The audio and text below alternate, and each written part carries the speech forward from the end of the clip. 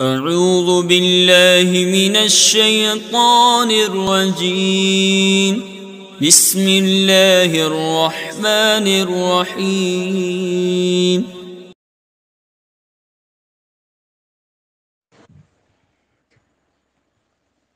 بسم اللہ الرحمن الرحیم۔ میں محمد خوشنود عالم دارالعلوم غریب نواز پریاگراج جماعت رابعہ کے بچوں سے مخاطب ہوں اور شرح تہذیب کا درس چل رہا ہے۔ شارح فرماتے ہیں والثانی ان اللازم اما بین او غیر بین، یعنی دوسری تقسیم یہ ہے کہ لازم یا بین ہوگا یا غیر بین۔ والبین لہو معنیان، پھر بین کے دو معنی ہیں، یعنی بین کی دو قسمیں ہیں۔ احدہما الذی یلزم تصورہ من تصور الملزوم، ان میں سے ایک یہ کہ جس کا تصور ملزوم کے تصور سے لازم آئے، یعنی لازم بین کی دو قسمیں ہیں، ان میں سے ایک قسم یہ ہے اس کا تصور ملزوم کے تصور سے لازم آئے، جیسے بصر کا تصور اما کے تصور سے۔ فہذا ما یقال له بین بالمعنی الاخص، تو اس کو کہتے ہیں لازم بین بالمعنی الاخص، یعنی لازم بین بالمعنی الاخص کہتے ہیں اس لازم کو جس کا تصور اس کے ملزوم کے تصور سے لازم آئے۔ وحینئذ فغیر البین هو اللازم الذی لا یلزم تصورہ من تصور الملزوم،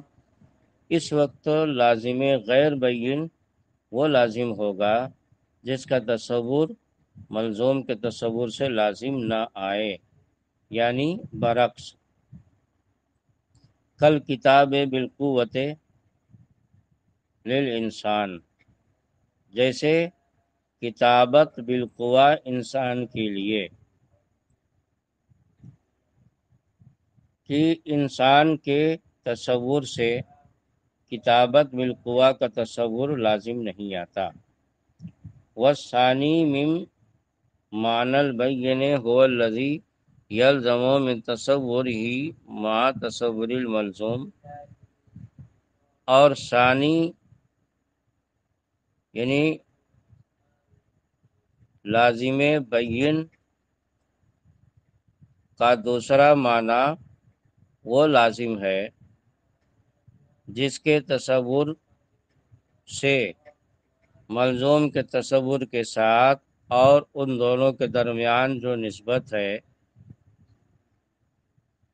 جزم باللزوم لازم آئے، یعنی لزوم کا یقین ہو جائے۔ جب لازم کا تصور کریں ملزوم کا تصور کریں اور ان دونوں کے درمیان جو نسبت ہے اس کا تصور کریں تو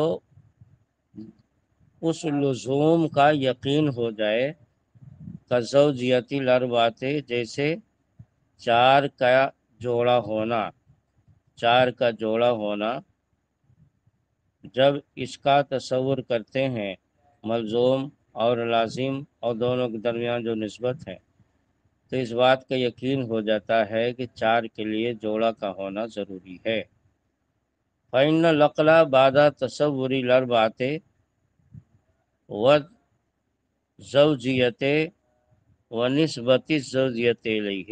الیہا، کیونکہ عقل چار کے تصور اور زوجیت کے تصور اور جو اس کی نسبت اس کی طرف ہے اس کے تصور کے بعد یحکم جزماً یقیناً اس بات کا حکم کرتی ہے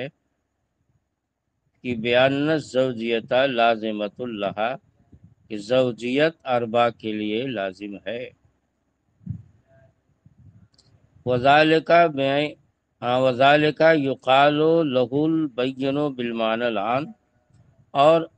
اس لازم کو لازم بین بالمعنی العام بولتے ہیں۔ وحینئذ فغیر البین هو اللازم الذي لا يلزم من تصور مع تصور الملزوم والنسبت بینهما الجزم باللزوم۔ اور اس وقت غیر بین کی تعریف یہ ہوگی کہ غیر بین وہ لازم ہے، یعنی اس کا جو مقابل ہے بالمعنی العام کا، تو اس کا غیر بین جو مقابل ہے اس کی تعریف یہ ہوگی کہ تصور ملزوم کے تصور کے ساتھ اس کے تصور اور ان دونوں کے درمیان جو نسبت ہے اس کے تصور سے جزم باللزوم لازم نہ آئے، جیسے عالم کا حادث ہونا۔ حاضر تقسیم الثانی بالحقیقت تقسیمان، تو یہ دوسری تقسیم حقیقت میں دو تقسیمیں ہیں، مگر ہر تقدیر پر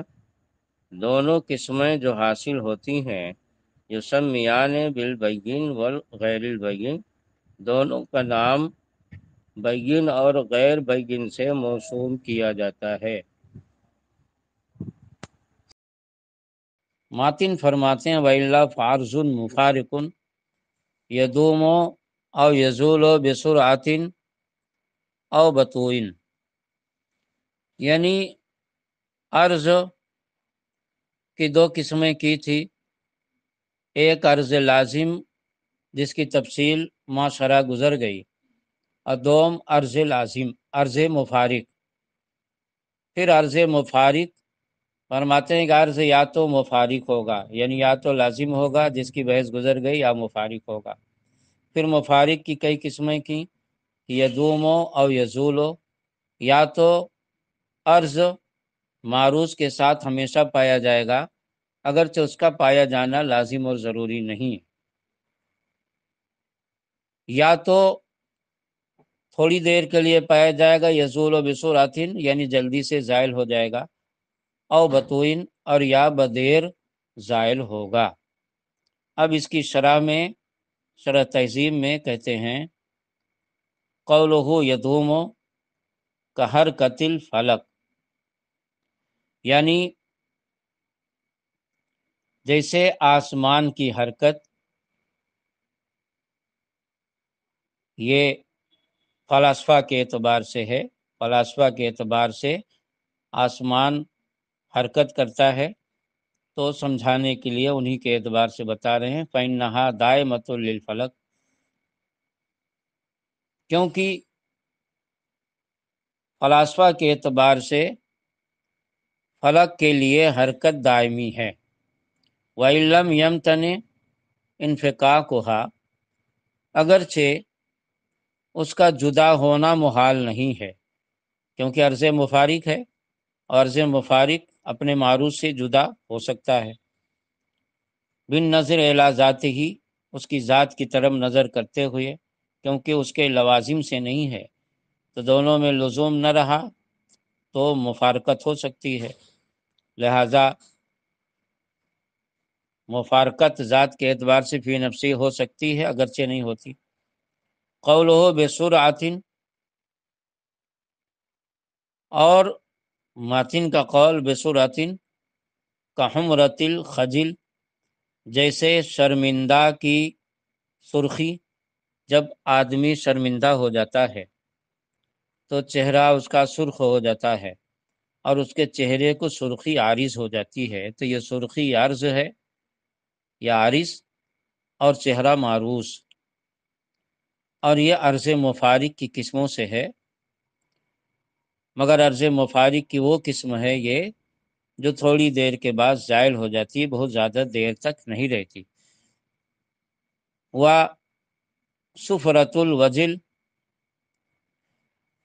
اور جیسے ترسندہ یعنی ڈر جانے والے کے چہرے کی زردی، کہ جب آدمی ڈر جاتا ہے تو اس کے چہرے کو زردی یعنی پیلا پن عارض ہو جاتا ہے، مگر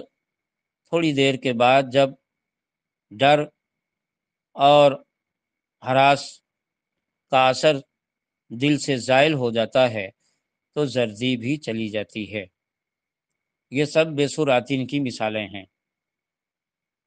قولہ او بتوئن، اور مصنف کے قول بتو یعنی وہ عرض مفارق جو کافی دیر تک معروض کے ساتھ پایا جاتا ہے اور اس کے بعد زائل ہوتا، دور ہوتا ہے۔ کالشباب، جیسے جوانی،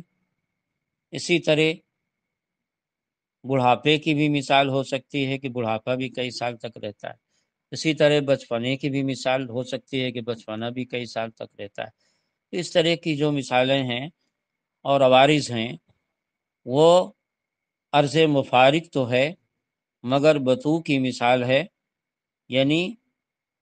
یہ دیر تک رہنے کے بعد زائل ہوتی ہیں۔ فصل، مفہوم الکلی یسمى کلیا منطقیا ومعروضہ فطبعیا المجموع عقلیا، یعنی وہ مفہوم جس کا کلی نام رکھا جاتا ہے اس کو کلی منطقی کہتے ہیں۔ ومعروضہ، اور یہ مفہوم جس پر صادق آئے، جس کو عارض ہو، اس کو کلی طبعی کہتے ہیں۔ والمجموع عقلیاً، اور یہ عارض اور معروض یہ دونوں مل کر، یعنی جب مجموعہ کا لحاظ کیا جائے، عارض اور معروض دونوں کے مجموعہ کا لحاظ کیا جائے تو پھر کلی عقلی کہیں گے۔ یہ کلیوں کی 3 قسمیں ہو گئیں۔ اسی کی شرح کرتے ہوئے شارح کہتے ہیں قولہ مفہوم الکلی اے ما یطلق علیہ لفظ الکلی، یعنی المفہوم الذی لا یمتنع فرض صدقہ علی کثیرین یسمى کلیا منطقیا۔ مطلب یہ ہے کہ کلی کا مفہوم اور معنی، کلی کی حقیقت، یعنی جو کلی کی تعریف کی گئی ہے، کلی کا مفہوم بیان کیا گیا ہے کہ اے ما یطلق علیہ لفظ الکلی، یعنی وہ مفہوم جس پر لفظ کلی صادق آئے، یعنی وہ مفہوم جس کے صدق کا فرض کرنا کثیرین پر محال نہ ہو، تو یسمى کلیا منطقیا، اس کا نام کلی منطقی رکھا جاتا ہے۔ فإن المنطقی یقصد من الکلی ھذا المعنی، کیونکہ منطقی کلی سے یہی معنی مراد لیتا ہے، یعنی منطقی کے نزدیک جب کلی بولا جاتا ہے تو کلی سے مراد وہ مفہوم جس کے صدق کا فرض کرنا کثیر افراد پر محال نہ ہو۔ وہ معروض ہو، اور اس کا معروض یعنی یہ مفہوم جس پر صادق آئے، ما یصدق علیہ مفہوم الکلی، یعنی کلی کا مفہوم جس پر صادق آئے، جیسے انسان، حیوان۔ تو کلی کی تعریف انسان پر صادق آتی ہے تو کلی کا مفہوم جو انسان پر صادق آتا ہے تو وہ مفہوم عارض ہے، اور انسان یعنی حیوان ناطق معروض ہوا۔ تو کلی کا جو مفہوم ہے وہ عارض اور انسان معروض، کلی کا مفہوم عارض، حیوان معروض۔ تو عارض کو کلی منطقی اور معروض کو یسمى کلیا طبعیا، معروض کو کلی طبعی کہیں گے۔ اس کی وجہ تسمیہ بتاتے ہیں کہ لوجودہ فی الطبع یعنی فی الخارج، کیونکہ یہ یعنی اس کے افراد خارج میں پائے جاتے ہیں، اور طبع کا معنی خارج کے ہوتے ہیں، اس مناسبت سے اس کو کلی طبعی کہا۔ علی ما سیجیء، جیسے کہ اپنے مقام پر ان قریب آ رہا ہے۔ قولہ والمجموع، اور مصنف کا قول والمجموع یعنی المرکب من ھذا العارض والمعروض،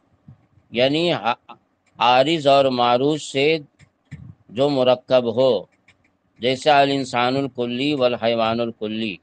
یعنی کلی کا مفہوم جو بتایا گیا وہ، اور انسان یا کلی کا مفہوم اور حیوان، ان دونوں کا مجموعہ، عارض و معروض دونوں کا مجموعہ جب مراد لیں گے تو یسمى کلین عقلین، تو پھر اس مجموعہ کا لحاظ کریں گے تو اس کا نام کلی عقلی رکھیں گے۔ اس لا وجود لہ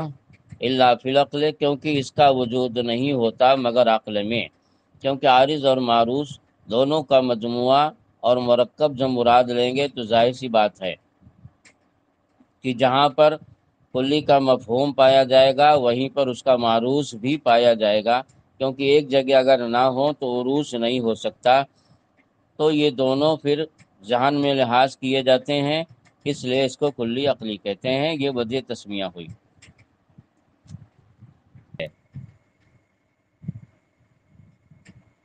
شارح کہتے ہیں قولہ وکذل انواع الخمسۃ، وکذل انواع الخمسۃ یعنی کما ان الکلیہ یکون منطقیا طبعیا وعقلیا کذالک الانواع الخمسۃ، یعنی جیسے کلی منطقی طبعی عقلی ہوتی ہے، اسی طرح پانچوں قسمیں یعنی کلی کی پانچوں قسمیں یعنی جنس، فصل، نوع، خاصہ، عرض عام تجری فی کل منہا ہذہ الاعتبارات الثلاث، تو اسی طرح جنس، فصل، نوع، خاصہ، عرض عام میں سے ہر ایک میں یہ تینوں اعتبارات جاری ہوں گے۔ مثلاً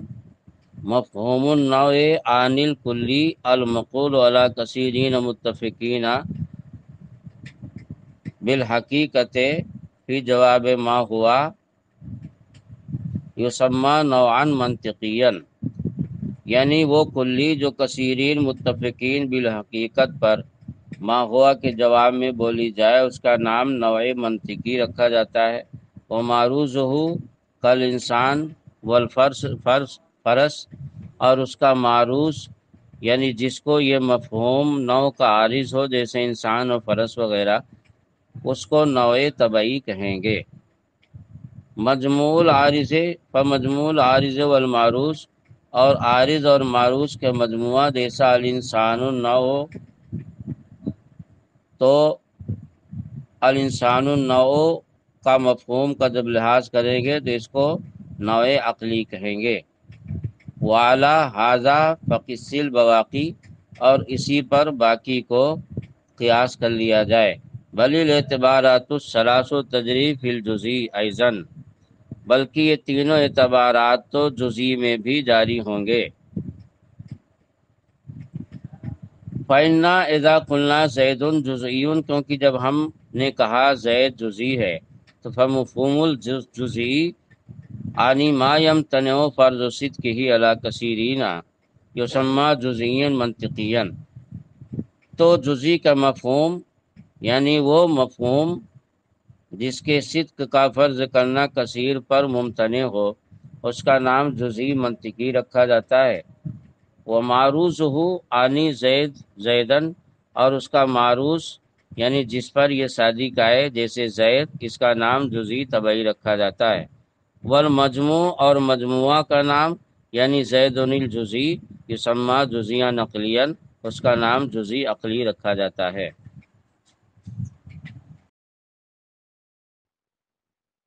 شارح کہتے ہیں وَإِنَّمَا النِّزَاعُ فِي أَنَّ الطَّبَعِيَّ كَالْإِنسَانِ مِنْ حَيْثُ هُوَ إِنسَانٌ الَّذِي يَعْرِضُهُ الْكُلِّيَّةُ فِي الْعَقْلِ هل هو موجود فی الخارج فی ضمن افرادہ ام لا، یعنی نزاع اور اختلاف اس بارے میں ہے کہ کلی طبعی جیسے انسان اس حیثیت سے کہ انسان ہے جس کو کلیت عقل میں عارض ہوتی ہے، یہ خارج میں موجود ہے اپنے افراد کے ضمن میں یا نہیں۔ بل لیس الموجود فیہ الا الافراد، بلکہ خارج میں اس کے افراد موجود ہیں، یعنی خارج میں کلی طبعی کا اس کے ضمن میں لحاظ کیا جاتا ہے یا نہیں۔ لحاظ کرتے ہیں تو کیا خرابی لازم آئے گی، نہیں کرتے ہیں تو کیا خرابی لازم آئے گی۔ والاول مذہب جمہور الحکماء والثانی مذہب بعض المتاخرین، اور اول جمہور حکماء کا مذہب ہے اور ثانی بعض متاخرین کا مذہب ہے، ومنہم المصنف، اور انہی میں سے مصنف بھی ہیں، یعنی مصنف بھی اس بات کے قائل ہیں کہ خارج میں افراد پائے جاتے ہیں اور کلی طبعی نہیں پائی جاتی۔ ولذا قال الحق هو الثانی، اسی لیے فرمایا کہ حق ثانی ہے۔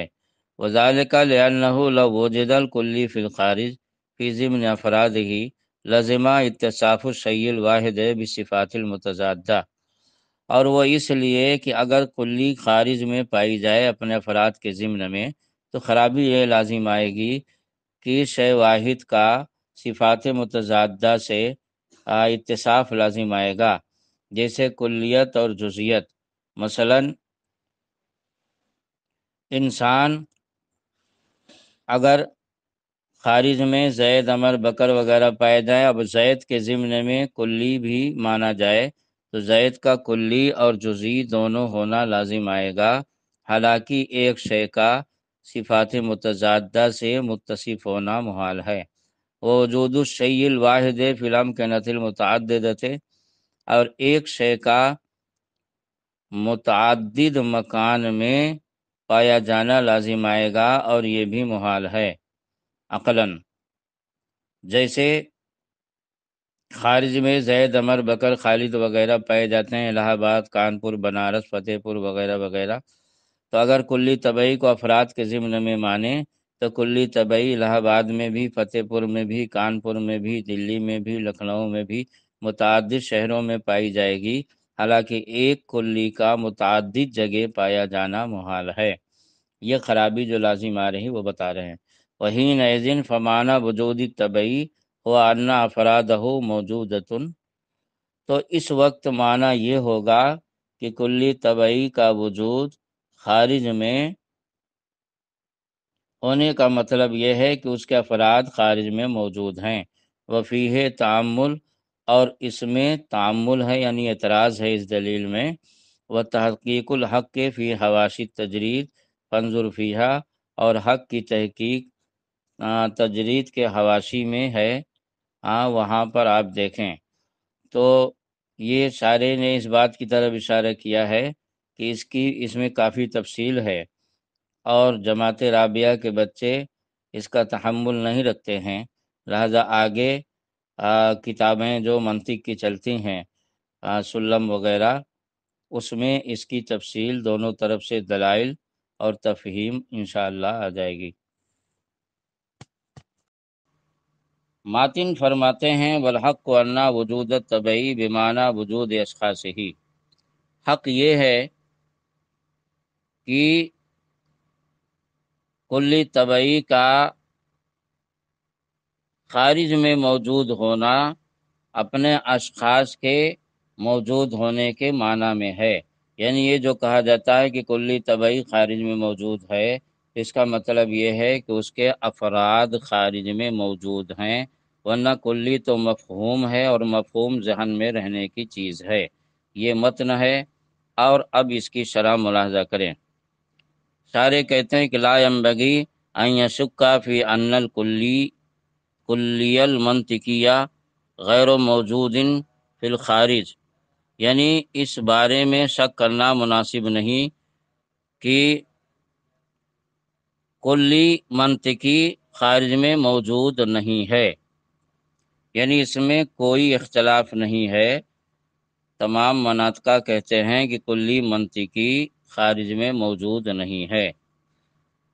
فإن الکلیۃ انما تعرض للمفہومات فی العقل، کیونکہ کلیت مفہومات کو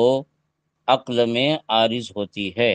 اور ظاہر سی بات ہے، قاعدہ یہ ہے کہ عارض جہاں ہوگا معروض وہیں ہوگا، ورنہ عروض اور تعلق قائم نہیں ہو سکے گا۔ ولہذا کانت من المعقولات الثانیہ، اسی لیے اس کو معقولات ثانیہ سے کہتے ہیں،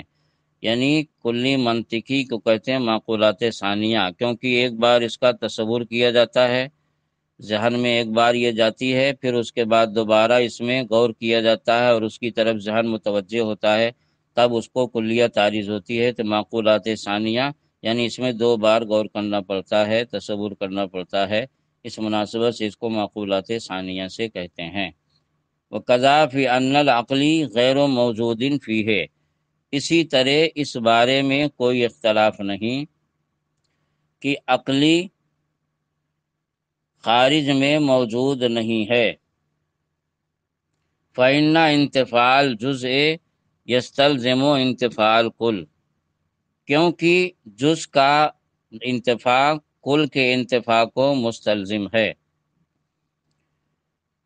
مطلب یہ ہے کہ کلی عقلی میں عارض اور معروض دونوں کے مجموعہ کا لحاظ ہوتا ہے۔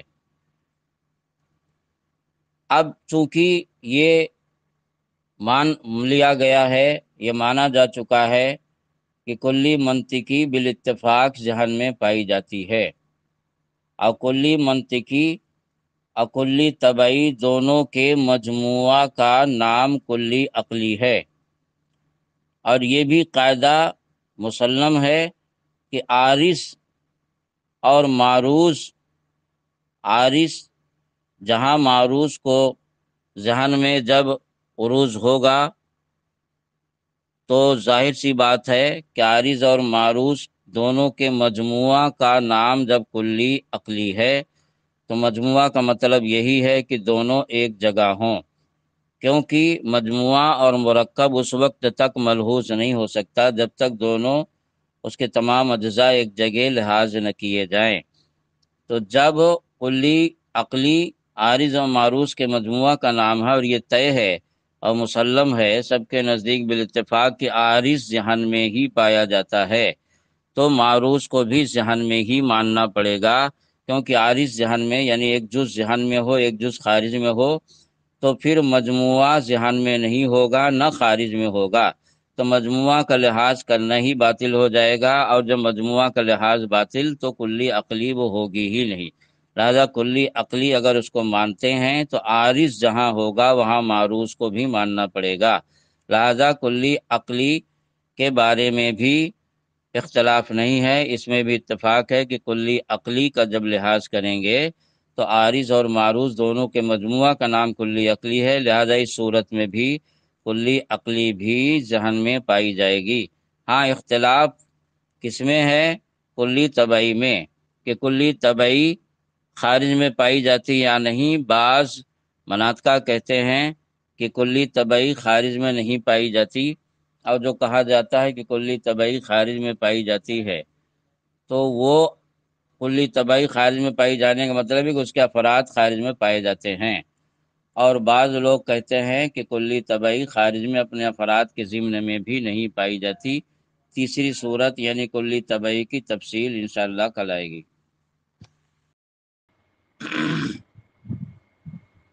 بحث اس بات کی چل رہی ہے کہ معرف کو جاننے کے لیے معرف کیسا ہونا چاہیے، یعنی کس چیز سے معرف کو جانا جائے۔ تو اس کو بتایا کہ معرفت کے اعتبار سے معرف کا معرف سے زیادہ ظاہر ہونا چاہیے، زیادہ معلوم ہونا چاہیے۔ وَقَدْ الْحَالُ فِي الْعَامِّ مِنْ وَجْهٍ، یہی حال عموم خصوص من وجہ کا ہے، یعنی عموم خصوص من وجہ کی نسبت جن دو چیزوں کے درمیان ہو ان میں ایک کی تعریف دوسرے کے ذریعے نہیں ہو سکتی۔ ہاں توضیح اور تفسیر کی بات الگ ہے، جیسے حیوان اور ابیض میں کہ حیوان کی تعریف ابیض کے ذریعے اور ابیض کی تعریف حیوان کے ذریعے، یعنی جس کو حد حقیقی یا رسم حقیقی کہتے ہیں وہ چیز اس سے حاصل نہیں ہو سکتی، کیونکہ معرفت اور جہالت میں کے اعتبار سے جو بتایا گیا کہ معرف کا معرف سے زیادہ معلوم ہونا چاہیے وہ چیز یہاں بھی نہیں پائی جاتی۔ وَأَمَّا الْأَخَصُ عَنِ مُطْلَقًا، اسی طرح عام اخص مطلق میں بھی ایک دوسرے سے تعریف نہیں کر سکتے ہیں۔ فَهُوَ وَإِنْ جَازَ أَنْ يُفِيدَ تَصَوُّرُهُ تصور العام بالکنا و بوجہ یمتاز بہ اما اداہ، کیونکہ یہ اگرچہ اس کا تصور یعنی اس کا علم عام کے علم سے بالگناہ یا بے وجہ ہو جاتا ہے، جو جمی مادہ سے امتیاز کرے، کما اذا تصورت الانسان بانہ حیوان ناطق، جیسے اس وقت جب کہ انسان کا تصور کرے کہ وہ حیوان ناطق ہے۔ فقط تصورت الحیوان فی ضمن الانسان، تو یہاں پر حیوان کا تصور آپ نے کیا انسان کے ضمن میں، باحد الوجہین، دو صورتوں میں سے ایک صورت کے ساتھ، لیکن لما کان الاخص اقل وجودا فی العقل، لیکن چونکہ اخص وجود کے اعتبار سے عقل میں کم ہے، مطلب یہ ہے کہ اخص کے افراد کم ہوتے ہیں، عام کا افراد زیادہ ہوتا ہے۔ پہلے عام کا تصور ہوتا ہے تب اخص کا، کیونکہ اخص عام کے تابع ہوتا ہے۔ وَأَخْفَى فِي نَظْرِهِ، اور عقل کی نظر میں اس کا علم، اخص کا علم کم ہوتا ہے اور عام کا علم زیادہ ہوتا ہے، یا یوں کہو کہ پہلے عام کا علم ہوتا پھر اخص کا علم ہوتا۔ وَشَأْنُ الْمُعَرِّفِ أَنْ يَكُونَ أَعْرَفَ مِنَ الْمُعَرَّفِ، اور معرف کی شان یہ ہے کہ معرف سے زیادہ معلوم ہو، حالانکہ عقل میں برعکس ہے معاملہ، لہذا لم یجوز ان یکون اخص منہ ایضا، تو اس لیے اخص سے بھی تعریف کرنا جائز نہیں ہوگا۔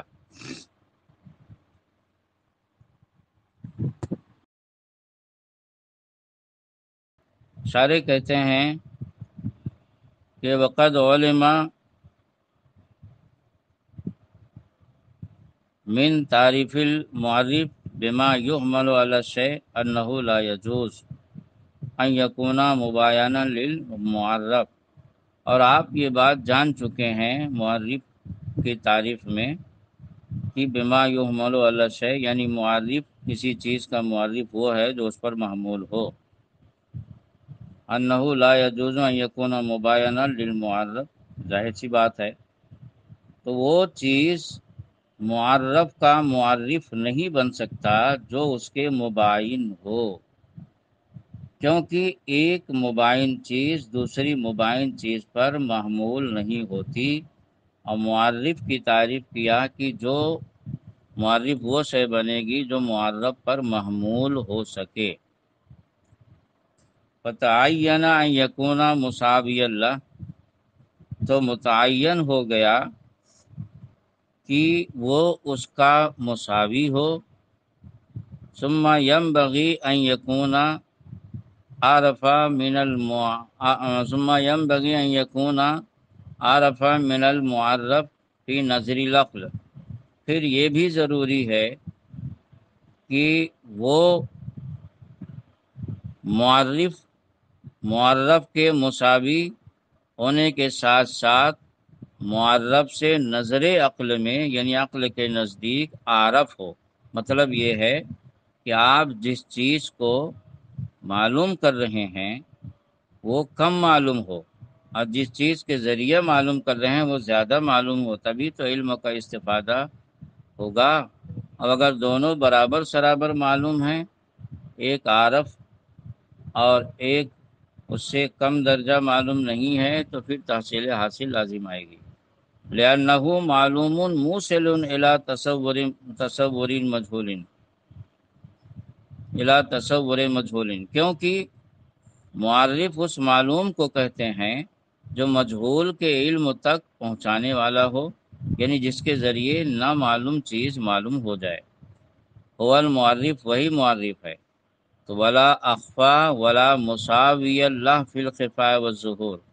لہذا افراد کے اعتبار سے تو معرف کو مساوی کہہ سکتے ہیں، لیکن علم کے اعتبار سے، خفا اور ظہور کے اعتبار سے یہ مساوی کے ذریعے بھی تعریف جائز نہیں ہے۔ سارے کہتے ہیں ولا اخفا، نہ اخفا کے ذریعے، یعنی ایسا نہیں ہوگا کہ معرف کم معلوم ہو معرف زیادہ معلوم ہو، تو پھر تعریف کا کوئی مقصد ہی نہیں۔ ولا مساوی اللہ فی الخفاء والظہور، اور خفا اور ظہور میں مساوی بھی نہ ہو، مطلب یہ ہے کہ جتنا معرف معلوم ہے اتنا ہی معرف معلوم ہے، یا جتنا معرف مجہول ہے اتنا ہی معرف مجہول ہے، تو معلوم کیسے کریں گے؟ جب دونوں معلوم نہیں ہیں تو ایک چیز کو دوسری چیز کے ذریعے کیسے معلوم کریں گے؟ یا یہ کہ دونوں معلوم ہیں، ظاہر ہیں، مگر دونوں کا ظہور اور علم برابر سرابر ہے، تو ظاہر سی بات ہے کہ جب دونوں برابر سرابر معلوم ہیں تو ایک کو دوسرے سے معلوم کرنے کا کوئی مطلب ہی نہ رہا۔ لہذا خلاصہ یہ نکلا کہ معرف معرف سے عارف ہو،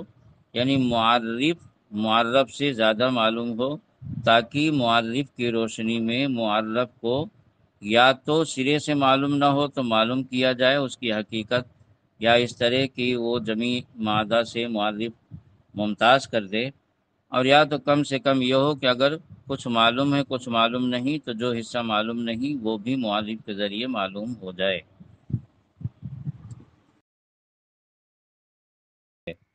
ماتن فرماتے ہیں وہ تعریف و بالفصل القریب حد،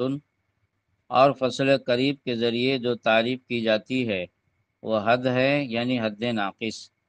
و بالخاص سطح رسم، اور جو خاصہ کے ذریعے تعریف کی جاتی ہے وہ رسم ہے، یعنی رسم ناقص۔ فَإِنْ كَانَ مَعَ الْجِنْسِ جنس القریب، پھر اگر یہ فصل قریب کے ساتھ ساتھ جنس قریب بھی ہو تو یہ حد تام ہے، اور اگر خاصہ کے ساتھ ساتھ جن سے قریب ہو تو رسم تام ہے۔ وَإِلَّا فَنَاقِص، ورنہ اس کو ناقص کہیں گے، یعنی اگر صرف فصل یا خاصہ کے ذریعے تعریف ہوئی ہے تو اس کو ناقص کہیں گے۔ سارے کہتے ہیں تعریف لا بد له ان يشتمل على امر يختص بالمعرف ويساوی ہو، تعریف کے لیے ضروری ہے کہ ایسی چیز پر مشتمل ہو جو معرف کو مخصوص کر دے اور اس کے مساوی ہو، بنا کرتے ہوئے ما سبق پر، یعنی مساوات کی جو شرط تھی۔ فہذا الامر ان کان ذاتیا کان فصلا قریبا، پھر یہ چیز یعنی جس کے ذریعے تعریف کی جا رہی ہے جو معرف ہے، تو اگر یہ فصل قریب ہے، وَإِن کان عارضیا، اور اگر یہ عرضی ہے تو خاصہ ہوگا لا محالہ، تو پہلی تقدیر پر فعل المعول یسمى المعرف حدن، تو پہلی تقدیر پر معرف کا نام حد رکھا جاتا ہے، دوسری تقدیر پر رسم۔ ثم كل منهما ان اشتمل على الجنس القریب یسمى حدن تاما و رسما تاما، پھر اگر یہ فصل اور خاصہ اگر جنس کے پر مشتمل ہو، یعنی جنس قریب بھی اس کے ساتھ شامل ہو تو حد تام یا رسم تام ہے۔ وَإِلَّمْ يَشْتَمِلْ عَلَى الْجِنْسِ الْقَرِيبِ، اگر جنس قریب پر مشتمل نہ ہو، خواہ وہ جنس بعید ہو، یعنی جنس بعید پر مشتمل ہو، یا یہ کہ وہاں صرف فصل قریب ہی ہو یا خاصہ ہو صرف، تو اس صورت میں حد ناقص اور رسم ناقص نام رکھتے ہیں۔ اور سبق کا ماحصل ھذا محصل و کلامہم، مناطقہ کے کلام کا ماحصل و خلاصہ یہی ہے، فیہ ابحاث لا یسعھا المقام، اس میں اور بھی بحثیں ہیں جس کی مقام گنجائش نہیں رکھتا۔ ماتن فرماتے ولم یعتبروا بالعرض العام، اور عرض عام کا اعتبار تعریف میں نہیں کیا جاتا۔ سارے کہتے ہیں قولہ ولم یعتبروا بالعرض العام، قالوا الغرض من التعریف اما الاطلاع علی کنہ المعرف او امتیاز ہی ان جمیع مادہ ہو، یعنی مناطقہ نے فرمایا کہ تعریف کا مقصد یہ ہوتا ہے کہ یا تو معرف کی حقیقت جانی جائے اور یا تو معرف کو جمیع مادہ سے ممتاز کر دیا جائے۔ والعرض العام لا یفید شیئا منہما، اور عرض عام ان دونوں میں سے کسی چیز کا فائدہ نہیں دیتا۔ فلذا لم یعتبرہ فی مقام التعریف، لہذا بیان تعریف میں عرض عام کا کوئی اعتبار نہیں ہوگا۔ بس ظاہر ان غرضہم من ذلک انہ لم یعتبروہ منفردا، اور ظاہر یہ ہے کہ ان کا مقصد یہ ہے کہ عرض عام کا انفرادی طور پر اعتبار نہ ہو۔ وامت تعریف بمجموع امور کل واحد منہا، اور رہی وہ تعریف جو چند امور کے مجموعہ کے ساتھ کی جائے جس میں سے کل واحد منہا ارض عام، جس میں سے ہر ایک ارض عام ہو، یعنی چند چیزیں ہوں جو الگ الگ طور پر ارض عام ہو مگر ان کو مجموعہ کر دیا جائے تو لیکن المجموعہ یخصہ کتعریف الانسان بمعاشین مستقیم القامہ، لیکن مجموعہ جب اس کو تمام ارض عام کو اکٹھا کر دیا جائے تو معرب کو خاص کر دے، اور جب معرب کو خاص کر دے گا یعنی جمیع مادہ سے ممتاز کر دے تو ظاہر سی بات ہے تعریف کا مقصد حاصل ہو گیا۔ جیسے انسان کی تعریف معاشی مستقیم القامہ سے، کہ معاشی میں ظاہر سی بات ہے معاشی ارض عام ہے اور مستقیم القامہ بھی ارض عام ہے، لیکن جب دونوں کو جوڑ دیا تو معاشی اور مستقیم القامہ میں انسان کے علاوہ جتنی چیزیں شامل تھیں وہ سب نکل گئیں، شجر وغیرہ، اور اسی طرح معاشی میں فرش وغیرہ نکل گئے سب، اور یہ معاشی مستقیم القامہ اور دونوں کو جوڑ کر جب بولیں انسان کے لیے تو یہ انسان کو جمیع مادہ سے ممتاز کر دیتا ہے، اگرچہ انفرادی طور پر معاشی بھی ارض عام ہے انسان کا، مستقیم القامہ بھی، مگر مجموعہ کی حیثیت سے اس کا معاملہ دوسرا ہو جاتا ہے۔ اور جیسے خفاش یعنی چمگادڑ کی تعریف کرنا طائر ولود سے، طائر اڑنے والا، ولود بچہ جننے والا، تو طائر بولتے ہیں جب تو طائر چمگادڑ کا ارض عام ہے، ولود بھی ارض عام ہے انفرادی طور پر، مگر جب دونوں کو جوڑ دیتے ہیں تو یہ چمگادڑ کے ساتھ، کیونکہ پرندوں میں یہی ایک پرندہ ایسا ہے مناطق کے مطابق جو انڈا نہیں دیتا بلکہ بچہ دیتا ہے، اور اڑنے میں جب اڑنے میں بہت سے پرندے ہیں مگر بچہ دینے والا اڑنے والا جب اس طرح بولیں گے تو یہ چمگادڑ کے ساتھ خاص ہو جائے گا۔ تعریف بخاصۃ مرکبۃ، اس کو تعریف خاصہ مرکبہ بولتے ہیں، وہو معتبرہم عندہم، اور یہ مناطق کے نزدیک معتبر بھی ہے، کما صرح بہ بعض المتاخرین، جیسے کہ بعض متاخرین مناطق نے اس کی وضاحت بھی کر دی ہے۔ ماتن فرماتے ہیں وقد اجیز فی الناقص ان یکون عامہ کاللفظی وہو ما یقصد بہ تفسیر و مدلول اللفظ، یعنی عام کے ذریعے ناقص کی تعریف، یعنی تعریف ناقص جس کو تفسیر توضیح وغیرہ بولتے ہیں وہ جائز ہے۔ معرف حقیقی جس کا مطلب یہ ہوتا ہے کہ معرب کی حقیقت یا اس کو جمیع مادہ سے ممتاز کرنا، یہ تعریف عام کے ذریعے جائز نہیں، جیسے گزرا۔ جیسے لفظی وہو ما یقصد بہ تفسیر و مدلول اللفظ، اور جیسے تعریف لفظی اور اس کا مقصود یہ ہوتا ہے کہ لفظ کے معنی کی تفسیر کر دی جائے۔ شاعر کہتے ہیں قولہ وقد اجیز فی الناقص الی آخرہ اشارۃ الی ما جازہ المتقدمون حیث حققوا انہ یجوز التعریف بالذاتی العام کتعریف الانسان بالحیوان فیکون حدا ناقصا، مطلب یہ ہے کہ اس میں اشارہ ہے اس قول کی طرف جس کو متقدمین نے جائز رکھا ہے، کیونکہ انہوں نے اس بات کو ثابت کیا ہے کہ ذاتی عام کے ذریعے تعریف کرنا جائز ہے، جیسے انسان کی تعریف حیوان کے ذریعے، تو یہ تعریف تو ہے مگر حد ناقص کہلائے گا، اور بالعرض العام یا عرض عام کے ذریعے خاص کی تعریف کی جائے، جیسے معاشی کے ذریعے انسان کی تعریف کرنا، یہ رسم ناقص ہے۔ حد تعام و حد اور رسم ناقص وہی ہے جو پیچھے گزری تفصیل کے ساتھ۔ بل جوزوا التعریف بالعرض الاخص، بلکہ متقدمین تو عرض اخص کے ذریعے بھی تعریف کرتے ہیں، کو جائز کہتے ہیں، جیسے حیوان کی تعریف ضاحک کے ذریعے کرنا، یہ بھی وہی ہے تعریف ناقص۔ لیکن المصنف لم یعتد بہ، لیکن مصنف نے اس کا اعتبار نہیں کیا لزعمہ انہ التعریف بالاخفا، کیونکہ یہ اخفا کے ذریعے تعریف ہے اور یہ بالکل جائز نہیں ہے، تفصیل اس سب کی پیچھے گزر گئی۔ قولہ کاللفظی اے کما اجیز فی التعریف اللفظی، یعنی جیسے تعریف لفظی میں ہوتا ہے اسی طرح عام کے ذریعے خاص کی، ذریعے عام کی تعریف کرنا، یہ بھی تعریف لفظی کی طرح ہے، یعنی تعریف ناقص ہے، جسے توضیح اور تفسیر کی طرح، جیسے سادانہ السادانۃ نبتن بولنا، یعنی سادانہ ایک گھاس ہے مخصوص، اور نبت جنس ہے، بہت ساری تمام گھاسوں پر صادق ہے، تو سادانہ کی حیثیت فصل کی ہے، نبتن کی جنس کی ہے، فصل خاص جنس عام، لہذا یہاں پر خاص کے ذریعے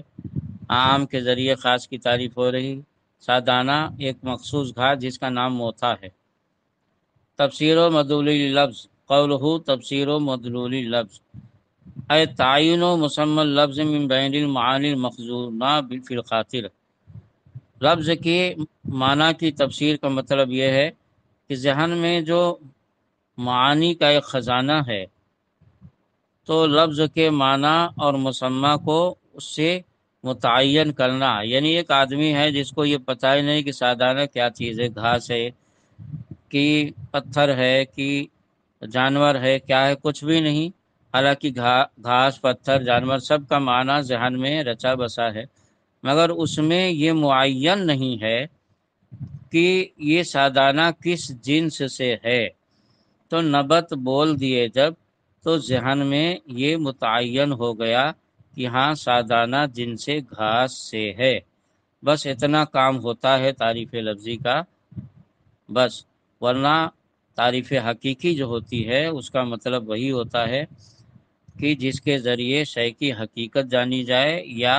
اس کو جمی مادہ سے ممتاز کیا جائے۔ فلیس فیہ تحصیل و مجہول ان معلوم، لہذا اس میں یعنی تعریف ناقص میں معلوم کے ذریعے مجہول کی تحصیل یعنی مجہول کا علم حاصل نہیں ہوتا، جیسا کہ معرف حقیقی میں ہوتا ہے۔ ماتن فرماتے ہیں فصل پھر تصدیقات، یہ فصل تصدیقات کے بیان میں ہے۔ القضیۃ قول یحتمل الصدق والکذب، قضیہ وہ قول ہے جو صدق و کذب کا احتمال رکھے۔ فإن کان الحکم فیہا بثبوت شیء لشیء او نفیہ عنہ، تو اگر اس میں ایک شے کا ثبوت دوسری شے کے لیے، اگر حکم اس میں ایک شے کے ثبوت دوسری شے کے لیے یا اس سے نفی کا ہو تو حملیہ ہے۔ پھر حملیہ کی دو قسمیں ہیں، موجبہ یا سالبہ۔ شرح میں شارح کہتے ہیں قولہ القضیہ، القول فی عرف ھذا الفن یقال للمرکب، اس فن یعنی منطق میں قول کہتے ہیں مرکب کو، سواء کان مرکبا معقولا او ملفوظا، مرکب خواہ معقول ہو یا ملفوظ ہو، یعنی زبان سے بولا جائے یا ذہن میں سمجھا جائے۔ فالتعریف یشمل القضیۃ المعقولۃ والملفوظہ، لہذا قضیہ کی جو تعریف کی گئی ہے یہ قضیہ معقولہ اور قضیہ ملفوظہ دونوں کو شامل ہے۔ قولہ یحتمل الصدق، مصنف کا قول کہ قضیہ صدق و کذب کا احتمال رکھتا ہے، تو صدق کا معنی مفہوم یہاں بیان کر رہے ہیں کہ صدق هو المطابقۃ للواقع، صدق کہتے ہیں وہ قول جو واقع کے مطابق ہو، اور کذب وہ قول جو واقع کے مطابق نہ ہو۔ وہذا المعنی لا یتوقف معرفتہ علی معرفت الخبر، اور یہ معنی ایسا ہے جس کی معرفت خبر کی معرفت پر موقوف نہیں اور قضیہ کی معرفت پر موقوف نہیں۔ فلا یلزم الدور، لہذا دور لازم نہیں آئے گا۔ یہ ایک سوال مقدر کا جواب ہے۔ سوال یہ ہے کہ قضیہ کی تعریف کی صدق اور کذب سے، اور صدق اور کذب کی تعریف کی قضیہ سے، تو اس کا جواب یہ دیا کہ صدق اور قضیہ کی تعریف میں تو صدق اور کذب کا تذکرہ ضرور ہے کہ قضیہ وہ قول ہے جو صدق اور کذب کا احتمال رکھے، تو قضیہ معرف ہے اور صدق و کذب معرف کا حصہ ہے،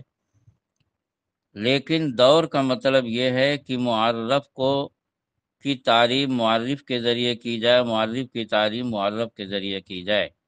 یہاں پر قضیہ کی تعریف میں صدق اور کذب کا تو صراحتاً تذکرہ ہے، لیکن صدق اور کذب کی تعریف جو کی هو المطابقۃ للواقع اور لا مطابقۃ لہ، اس سے تعریف کی ہے، یعنی صدق و کذب کے معنی مفہوم بیان کرنے میں قضیہ کا تذکرہ نہیں ہے۔ اور جب قضیہ کا تذکرہ نہیں ہے تو یہ نہیں کہا جا سکتا کہ قضیہ کی تعریف صدق و کذب پر موقوف ہے اور صدق اور کذب کی تعریف قضیہ پر موقوف ہے، لہذا دور لازم نہیں آئے گا، کیونکہ دور کا مطلب یہ ہے کہ اس کی تعریف اس کے ذریعے، اس کی تعریف اس کے ذریعے کیا جائے۔ تو سارے بچتے بچاتے ہوئے تعریف کیے ہیں تاکہ دور لازم نہ آئے۔ ہاں، اگر قضیہ کی تعریف میں صدق و کذب اور صدق و کذب کی تعریف میں قضیہ کا استعمال ہوتا تب دور لازم آتا، لیکن یہاں سے ایک طرف تو صدق و کذب کا استعمال ہے، لیکن صدق و کذب کی تعریف میں قضیہ کا استعمال نہیں کیا گیا۔ شارح کہتے ہیں قولہ موضوعاً لأنہ وضع وعین لیحکم علیہ، مصنف کا قول موضوع تو اس لیے کہ یہ وضع کیا جاتا ہے اور معین اور خاص کیا جاتا ہے تاکہ اس پر حکم لگائے،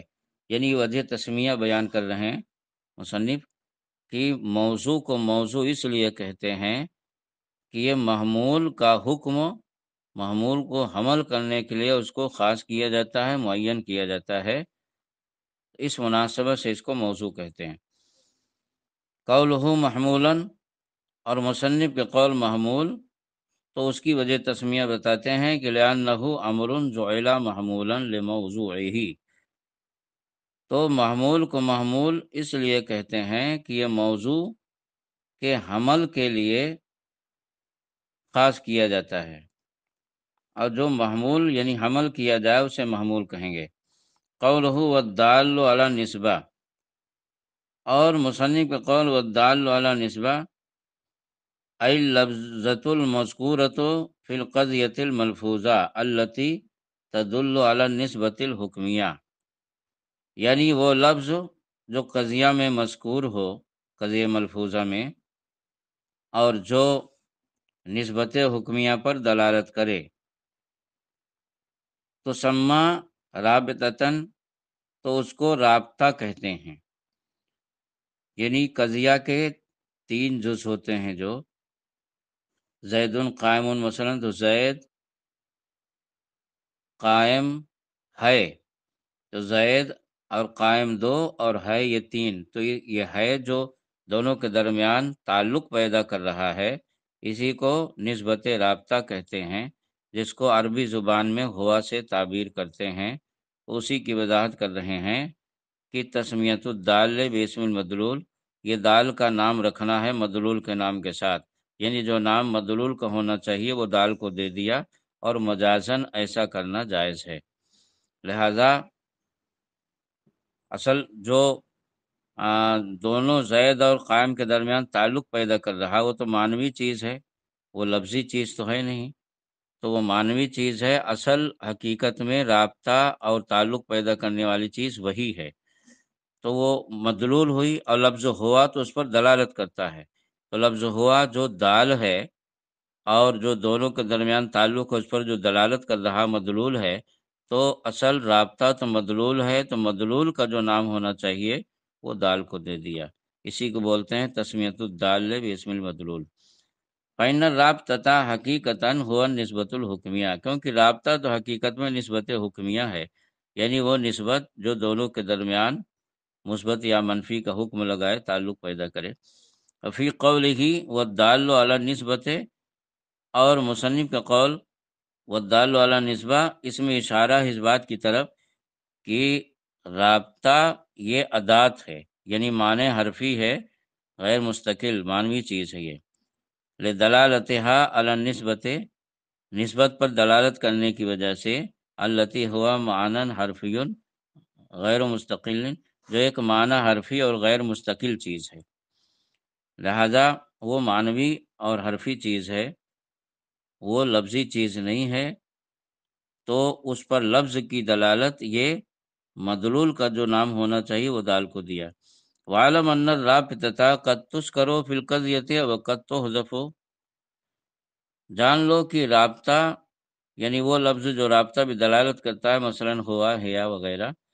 تو یہ قضیہ میں کبھی مذکور ہوتے ہیں اور کبھی محذوف ہوتے ہیں۔ فالقضیۃ علی الاول تسمى ثلاثیہ، تو قضیہ پہلی تقدیر پر یعنی جب لفظ و مذکور ہو تو ثلاثیہ بولیں گے، اور دوسری تقدیر پر وعلی ثانی ثنائیہ، دوسری تقدیر پر ثنائی۔ مطلب یہ ہے کہ جب بولیں گے زید ہوا قائم، تو اس صورت میں قضیہ کو ثلاثیہ بولیں گے کیونکہ تین اجزاء پر صراحتاً لفظاً مذکور ہے، مشتمل ہے۔ اور دوسری تقدیر پر یعنی جب زید قائم بولیں اور ہوا کو حذف کر دیں تو اس وقت ثنائیہ بولیں گے، کیونکہ اس وقت دو لفظوں پر بظاہر مشتمل ہوتی ہے، اگرچہ اعتبار تین لفظ کا ہے، تو اس وقت ثنائیہ بولیں گے۔ اور زید ہوا قائم جو ہوا ہے اس کو ذکر کرنا بھی جائز ہے اور حذف کرنا بھی جائز ہے، مگر حذف کرنے کے بعد بھی اس کا اعتبار رہے گا۔ مصنف فرماتے ہیں وقد استعیر لہا ہوا، اور نسبت تامہ کے لیے ہوا کو مستعار کر لیا گیا ہے۔ شارح کہتے ہیں قولہ وقد استعیر لہا ہوا اعلم ان الرابطۃ تنقسم الی زمانیۃ و الی غیر زمانیۃ، جان لو کہ رابطہ کی دو قسمیں ہیں، رابطہ زمانیہ اور رابطہ غیر زمانیہ۔ پھر رابطہ زمانیہ وہ ہے جو تدل علی اقتران نسبت الحکمیت بعہد الازمنۃ الثلاثہ، جو تینوں زمانوں میں سے کسی ایک کے ساتھ نسبت حکمیہ کے اقتران پر دلالت کرے، یہ رابطہ زمانیہ ہے۔ و غیر زمانیت، اور غیر زمانیہ رابطہ بخلاف ذالکہ، جو اس کے برخلاف ہو، یعنی تینوں زمانوں میں سے کسی زمانے کے ساتھ دلالت نہ کرے۔ وذکر الفارابی ان الحکمت الفلسفیۃ لما نقلت من اللغۃ الیونانیۃ الی العربیہ، فارابی نے ذکر کیا ہے کہ جب حکمت فلسفیہ لغت یعنی یونانی زبان سے عربی زبان کی طرف منتقل کی گئی، کیونکہ یہ فلسفہ سب سے پہلے اس کے موجد یونانی ہے، پھر عرب میں جب اس کی ضرورت محسوس کی گئی تو عربی زبان میں اس کی کتابیں منتقل کی گئیں تاکہ عرب اس کو پڑھ سکیں۔ وجدل قوم ان الرابطۃ الزمانیۃ فی لغت العرب ہی افعال ناقصہ، تو قوم نے رابطہ زمانیہ کو عربی زبان میں افعال ناقصہ، رابطہ زمانیہ کے لیے افعال ناقصہ کو پائے، لیکن لم یجدوا فی تلک اللغۃ رابطۃ غیر زمانیۃ، لیکن وہ لوگ اس لغت میں یعنی عربی زبان میں رابطہ غیر زمانیہ کے لیے کوئی لفظ نہیں پائے، تقوم مقام ہست فی الفارسیۃ و استن فی الیونانیۃ، جو فارسی میں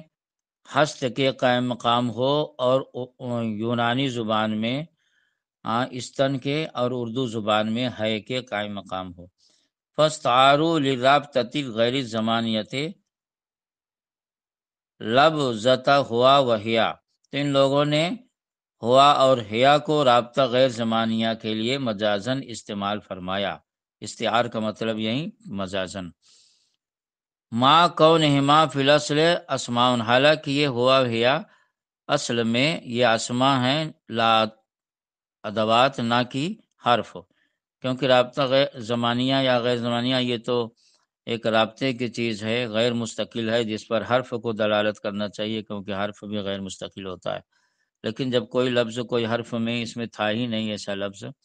جس پر دلالت کرے تو مجازن ہوا ہیا کو استعمال کیا، اگرچہ یہ اسم ہے۔ فہذا ما اشار الیہ المصنف بقولہ وقد استعیر لہا، اسی کی طرح مصنف نے اپنے قول وقد استعیر لہا سے اشارہ فرمایا۔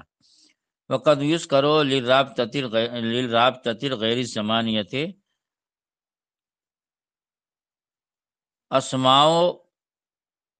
اسماء مشتقۃ من الافعال الناقصہ،